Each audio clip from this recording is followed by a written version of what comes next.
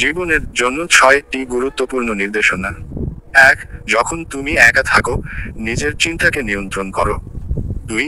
যখন তুমি বন্ধুদের সাথে থাকো, জিহ্বাকে নিয়ন্ত্রণ করো। 3. যখন তোমার অনেক রাগ হবে, উত্তেজনা নিয়ন্ত্রণ করো। 4. যখন তুমি অনেক মানুষের সামনে আছো, নিজের আচরণ নিয়ন্ত্রণ করো। 5. যখন তুমি বিপদে পড়ছো, আবেগ নিয়ন্ত্রণ করো। 6.